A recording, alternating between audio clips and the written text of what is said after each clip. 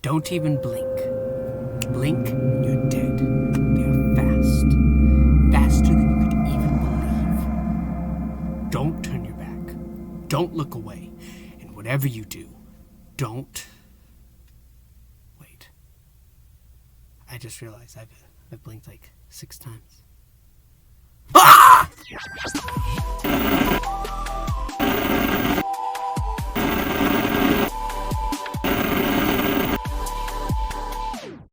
Hello everybody, my name is ProfPixel here once again on Mad Men with a Box for what? Well, Doctor Who, Redacted.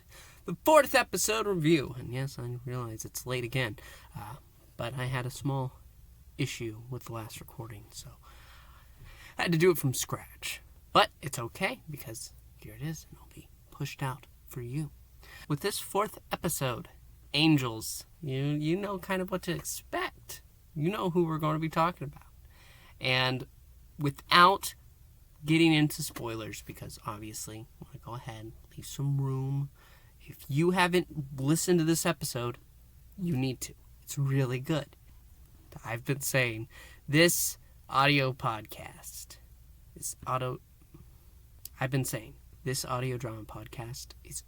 fan-freaking-tastic. Some of the best Who we've had for years now. And if you're a Whovian, a Who fan, whatever you call yourself, make sure you're listening to this. Of course, as always, I do give a recap. So if you don't want any spoilers as to what's happening here, you need to stop, think, turn away, go listen to it, and then maybe come back, finish the video. I'll expand my thoughts further at the end. Not much, but some. But you've had your warning now.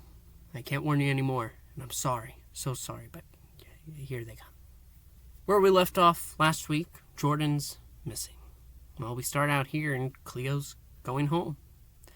And she's leaving little notes to herself on her phone for an episode of the Blue Box Files, because she wants to talk about the Mandela effect. And as she's approaching home, which is actually Jordan's flat that she's been staying at, she stopped because there are police officers there. And they explained that they're investigating a potential kidnapping, and she's wondering, is it for Jordan? No. They say it's of some young woman.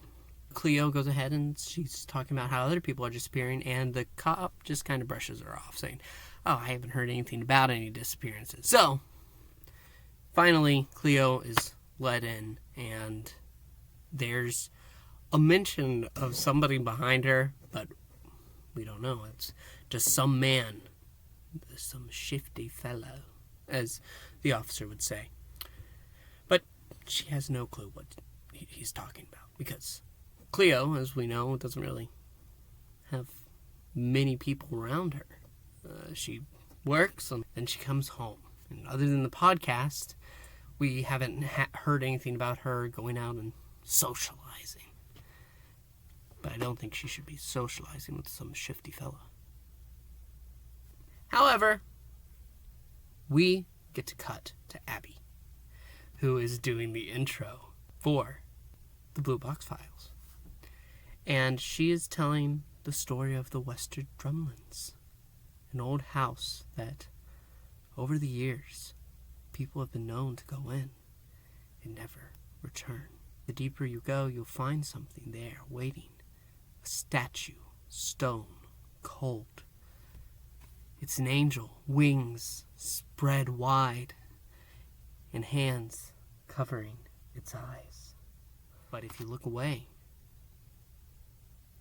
it just might follow. That goes ahead and spooks the other two, and they love the story. She does a great job of delivering it. Obviously, Shauna she is the naysayer of the group. She's the one who doubts everything. But Abby takes that time to go ahead and explain how she's actually been in contact with somebody who claims to have experience with these angels. Larry Nightingale, who apparently runs a blog called Into the Unknown. Well, we know Larry from, obviously, the episode Blink. But Abby's never met him before. And Shauna, hearing about Larry, how she's going to just meet this guy, she is not happy. Because apparently Larry claims that the angels have to do with the disappearance of not only his sister, which we saw, but his wife. And Cleo goes ahead, and I believe it's Cleo. She makes a suggestion that maybe he's this doctor. Maybe the doctor is actually the serial killer that they were talking about a few weeks ago. But it doesn't last long because Cleo starts noticing something. She hears strange noises all around, and she goes ahead and she starts moving, and quickly she calls out saying whoever's there to get lost. Then finally things are settled. Abby insists she's going on this interview, but they'll talk tomorrow after she goes ahead and conducts it. Things move quickly here. Cleo gets a call from Jordan. You can hear the voice, but it's all distorted. He is upset. Something's wrong. He sounds terrified. But quickly, he cuts off. As the call is ended, quickly tries to call Abby, but there's no answer. So she calls Shauna, and Shauna is upset, saying that Abby is going to meet Larry, but her boyfriend, Craig, has left her on her own. So immediately, Shauna has said that they're going to go. They need to get there as fast as possible. And so they go to meet on the train. We move to that night. Abby is recording notes for the Blue Box Files in the Glasgow necropolis. Oh, doesn't that sound just lovely? But in that graveyard is where she's supposed to meet Larry. Quickly, it seems that she's starting to get upset. She's getting spooked out. It's late. The sun's going down. And there in a graveyard, there's going to be quite a few angels. She is about to go. She's about to call it off. But she notices in a spot where she and Larry are supposed to meet an old box with her name on it, buried. And she's just about to open it when, guess who's there? Ta-da! Cleo and Shauna. And they're happy to be together.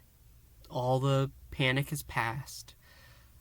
But then they have to deal with the box. So they finally open it and find a tape recorder that seems to be from the 1930s. And they go ahead and they see if it works. And it does. And who do we hear but Larry Nightingale saying that this is to tell his story. When he received the first contact from Abby in the year 2021, previous year, he wanted to meet up with her. But he was struggling at the time because he had lost his wife, Natasha, not Sally. I don't know what's going on with Sally Sparrow.